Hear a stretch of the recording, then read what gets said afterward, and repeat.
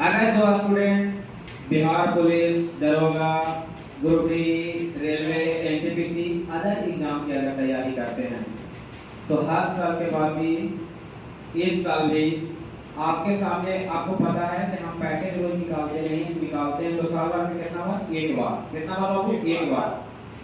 और इस पैकेज का एक खासियत है, जानता है आपको क्या खासियत है?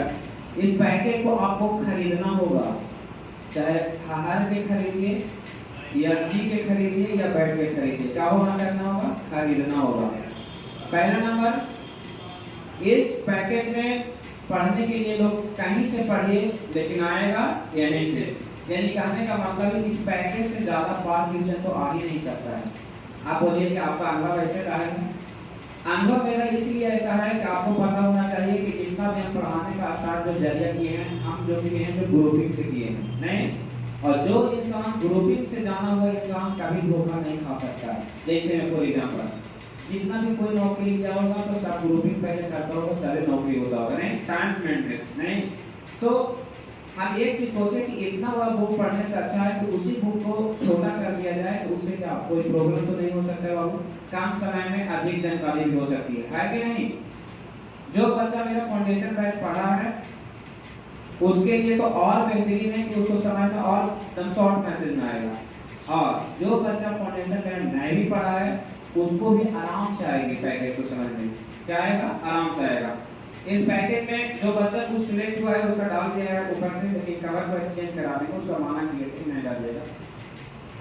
तो इस पैकेज में पहला नंबर में देखिएगा, खासियत आपको बता रहे हैं पहला की, इस खासियत नंबर में देखिएगा जिस टॉपिक को आप पढ़े होंगे उस टॉपिक को देखिएगा शॉर्ट मैसेज में है, यानी कहने का मतलब है कि आप सिंधु से ज्यादा पढ़ोगे तो कोई लैंग्वेज इसमें नहीं है। क्या है? इसमें कोई लैंग्वेज नहीं है, यानी कहने का अर्थ है जैसे वन लाइनर तुम लोग ट्यूशन जानता है ना, बस उस वन लाइनर को इसमें दर्शा दिया गया। क्या कर दिया गया? दर्शा दिया गया। और इतना ही नहीं, आपका साइंस और आर्ट दोनों यानी जीएस और जीके दोनों फिक्स है इसमें।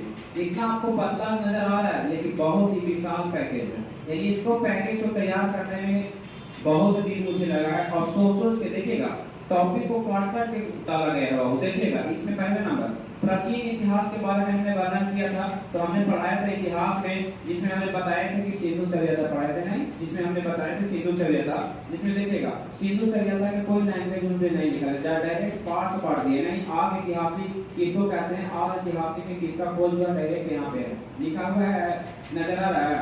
नहीं नजर आ रहा है यहाँ से, यानी इस पैकेज को आपके पास में